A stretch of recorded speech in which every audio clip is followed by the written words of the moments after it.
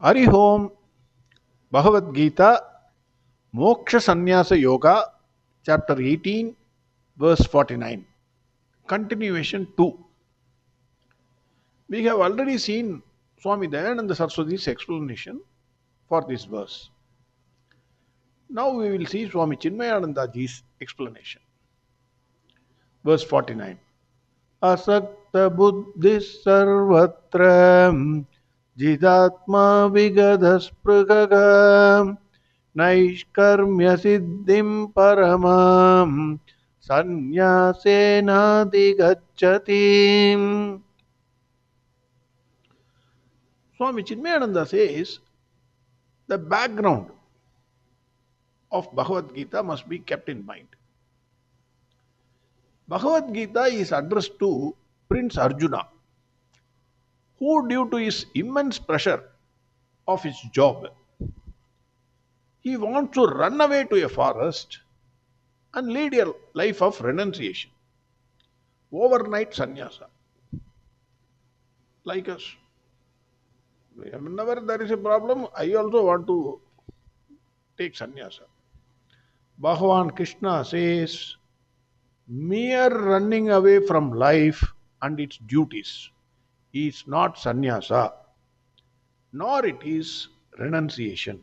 I repeat, Bhagwan Krishna says, mere running away from life and its duties is not sannyasa, nor it is renunciation. Bhagavan in this verse explains what is the state of actionlessness or Naishkarmya Siddhi.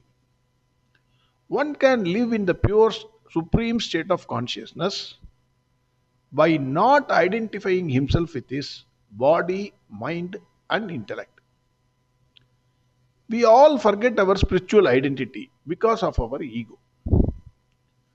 We lose our real personality and believe that we are the limited ego. Swamiji gives the example of a drunkard. He may be a CEO of his office, of his company. He forgets his status in life while under the influence of alcohol in his drunken state. He forgets that he is a CEO, decent guy.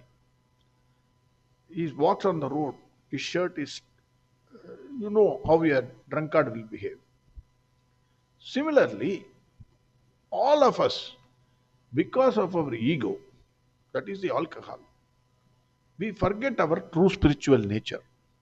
We have spirit, but not the spiritual nature. Swami Chinmayananda says, when this ignorance has ended, there is the experience of infinite bliss of the pure consciousness. In that state, naturally, there is no want felt, and therefore no desire can arise. When desires are absent, the thought breedings end. When thoughts are dried up, actions which take place because of the thoughts marching through our body into this world, no actions will be there. I repeat this. This is a wonderful saying. When you reach that level, supreme state, there is no want felt. That is, there are no desires. No desires can arise in that mind. When desires are absent, the thought breeding mind will not be there. Because thoughts only causes desire. When thoughts are dried up, then actions will not be there. Because thought only results in actions. We have already seen long back. Everything is done twice in this world. One by way of thought. Then only it is executed by way of action. So those actions will not be there. So this state is called Naishkarmya or actionlessness. Naishkarmya Siddhi is the wise state of being. In that state, there is no ignorance. Swami Chinmayanandaji says, desires are the children of ignorance. Thoughts arise from desires. actions or thoughts expressed in the outer world. Hence, knowledge of spirit ends ignorance. In that state, thoughts and actions cannot be there. This is the state of full awakening, and this state is called as actionlessness or thoughtlessness or desirelessness. Bhagwan Krishna in this verse declares that the state of perfection, defined as the state of actionlessness, cannot be achieved by running away from one's own duties, but only by performing them. Important. Don't think you can go and sit under a tree. That is renunciation. So, where this Rudrakshamala, put vibhuti on your forehead, then have kamandal. These are all not sannyasa. Bhagavan says he laughs at all the people. He says, running away from your duty is not sannyasa. Perform your duty perfectly, but don't get attached to it. Idleness is not actionlessness. One can gain purity by performing selfless activities in his own field. That is also important. Don't go to others' field. In his own field, as per his mental equipment. We have already seen each one comes with a mental equipment to which he naturally belongs. So you perform your work in your own field. Arjuna, being a Kshatriya, his duty is to fight and protect Dharma. By fighting alone, he can exhaust his vasanas. By exhaustion of his vasanas alone, he can hope to achieve the supreme state of consciousness. Bhagavan says, Asakta Buddhi Sarvatra, an intellect that is attached to sensuous things of the outside world, it knows no peace of mind. It has no peace of mind. It knows no peace within. The mind gets agitated. Body gets shattered. Because the fuming mind tries to gain satisfaction through the body among the sense objects. An intellect devoid of attachments, with the equipments of perception, feeling, and thoughts, and their respective objects, perceived, felt, or thought of, is the vehicle that stands dissolved, revealing the supreme state. This is the true state of actionlessness. And the man who has disciplined his intellect, he alone can achieve this state, not others. In the case of Arjuna, he talks in the beginning, he said, Krishna, you don't know about Jati Dharma, Kula Dharma, etc., etc. He gave a big lecture. So his all talks of detachment and renunciation, they are all false urges of escapism. He wants to run away. He wants to justify. Anybody who commits a mistake, you go to the court, you ask anybody, he will justify his mistake. No, no, I have not done this. No, I did rightly. Similarly, Arjuna wants to run away from his duty by justifying it. He wants to escape from his duty. His sannyasa arose out of his attachment to his kith and kin, while true sannyasa, it must arise out of detachment. Wonderfully put. His sannyasa arises out of attachment, but true sannyasa must arise out of detachment. Swami Chinmayananda says, an intellect of complete detachment is an impossible dream.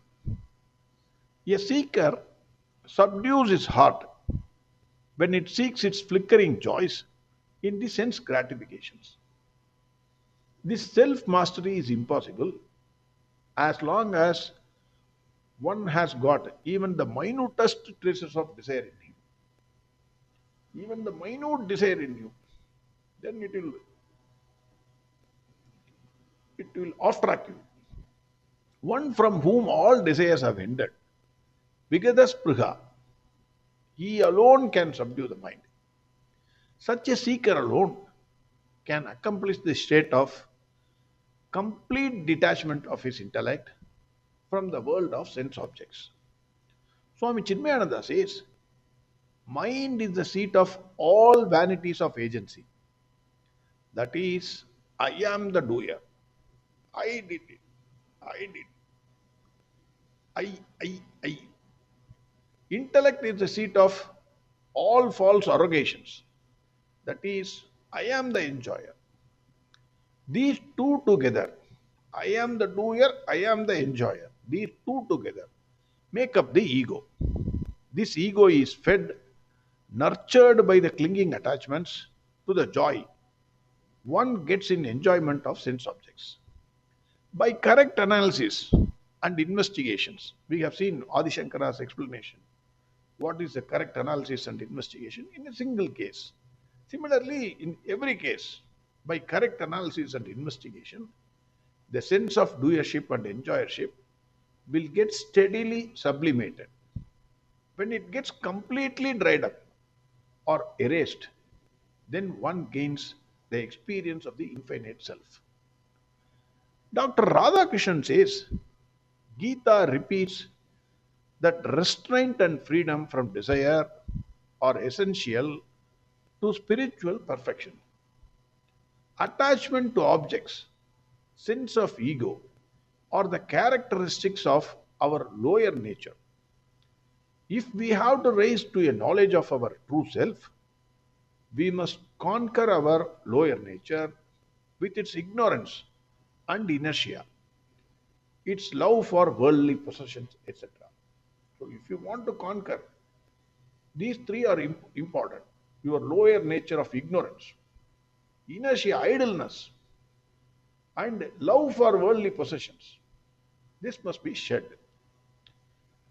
Dr. Radhakrishnan says, Naishkarmya is not a complete withdrawal from all work. Because all of us, most of us at least, think sannyasi means he has no work, absolute no work, enjoyment. Sit under a tree, or nowadays they are pouring money. So sit with that money, enjoy. No work. Bhagavan says, nothing doing. You must work. So it is not a complete withdrawal from all work. Such a quietism is not possible as long as we are alive. Because only a dead person need not work. Gita insists on inner renunciation. Pure self is described as silent, calm, inactive, but acts in the world of Prakriti, knowing what it is.